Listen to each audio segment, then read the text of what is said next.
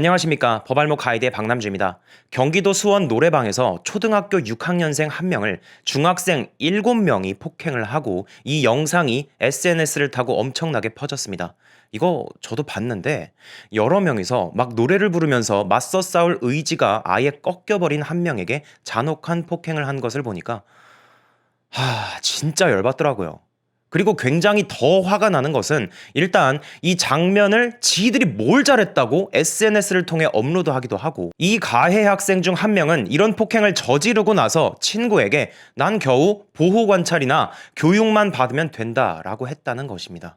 그러니까 자기들이 잘못을 저지른 것을 알고 이게 걸리면 큰일 날까봐 숨는 게 아니라 오히려 당당했다는 것이죠. 저는 초등학교 6학년 때 중학생들 5명한테 두드려 맞고 세뱃돈 다 뺏긴 적이 있습니다. 그때 저는 걔네들 전부 신고해서 경찰에 다 잡히게 했었는데요.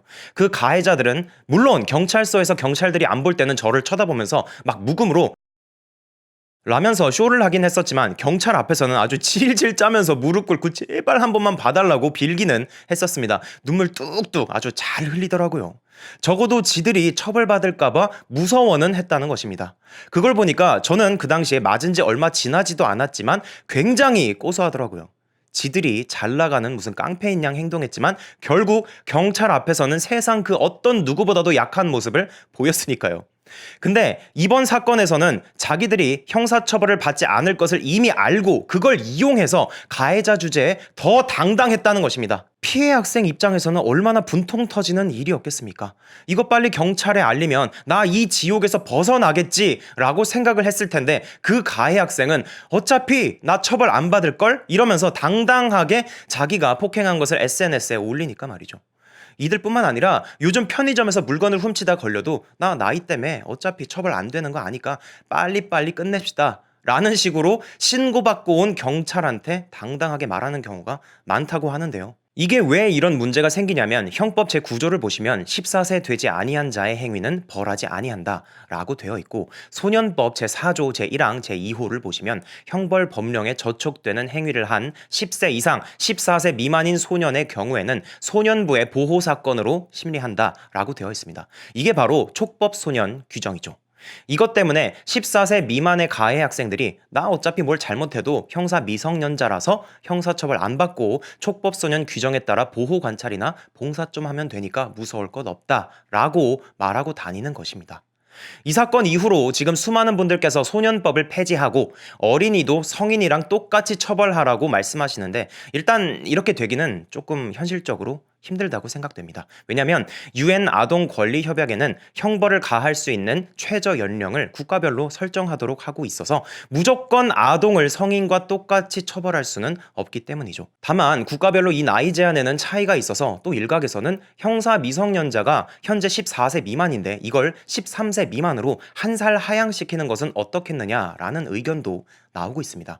그런데 저는 개인적으로 형사 미성년자 나이를 한 살 낮추는 게 과연 14세 미만의 범죄에 근본적인 해결책이 되는지는 잘 모르겠습니다. 13세로 낮췄는데 12세에 관련된 또 다른 이번 사건과 같은 강력 범죄가 일어난다면 이젠 형사 미성년자 나이를 12세 미만으로 낮춰야 되나요? 저는 소년 범죄 문제는 사건이 발생할 때마다 나이를 깎아서 해결될 문제라고 생각하지 않습니다. 다만 이 소년법 보호 처분의 종류에 대해서는 개정이 좀 필요하다고 생각하고 있습니다. 현재 소년법상 아무리 촉법소년 규정에 해당된다고 할지라도 소년 보호 처분 8, 9, 10호에 해당된다면 소년원에도 들어갈 수 있습니다. 소년 보호 처분 8호면 1개월 이내, 9호면 6개월 이내, 10호면 2년 이내로 소년원에 들어갑니다. 이번 사건에서는 가해자가 뭔 근거로, 뭔 깡으로 자기가 보호관찰이나 교육 같은 약한 소년 보호 처분을 받을 거라는 그런 확신을 가진지는 모르겠지만 이건 좀 잘못 안 것입니다.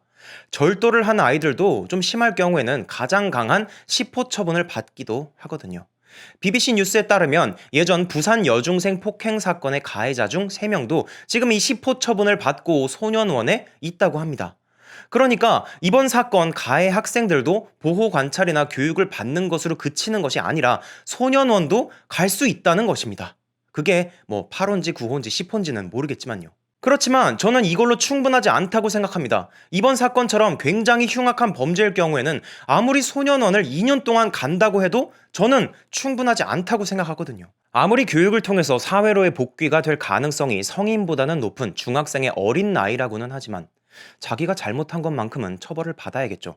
벌써부터 법을 악용하고 있으니까요. 앞에서 말씀드린 대로 절도를 하든 이번 사건처럼 집단적으로 폭행을 하고 이를 SNS에 올려서 피해 학생에게 장기간 계속되는 상처를 줬든 간에 소년법상 가장 강력한 보호 처분은 길어야 소년원 2년 갔다 온 것뿐이기 때문에 아무리 흉악 범죄를 저질러도 10세 이상 14세 미만일 경우에는 고작 소년원 2년만 갔다 오면 된다는 생각을 가질 가능성이 높습니다. 그렇기 때문에 2년까지 소년원에 보낼 수 있는 10호 말고 더 장기간의 11호, 12호 처분 같은 것들을 만들어서 아예 소년 범죄를 일으키는 아이들이 나 어차피 걸려도 보호 관찰이야 또는 뭐 걸려도 그냥 2년 들어갔다 오지 뭐 라는 게 아니라 이거 걸리면 나 한 3, 4년은 있다 와야 되는데 걱정되네 라고 할 만큼 보호 처분이 좀 더 강력해져야 한다는 것이죠. BBC 뉴스에 따르면 호통 판사로 유명하신 천종호 판사님께서도 형사처벌 연령을 낮추는 일은 신중해야 한다고 했지만 보호 처분을 다양화하고 2년 처벌 제한을 좀 더 올릴 필요가 있다고 했다네요.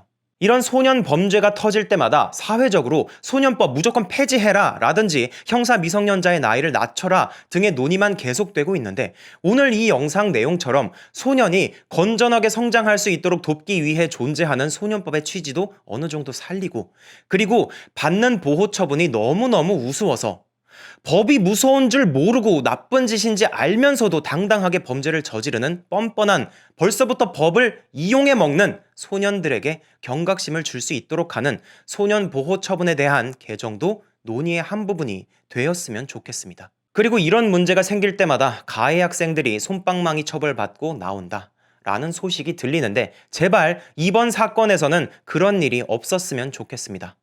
오늘 영상은 여기까지입니다. 시청해주셔서 감사합니다.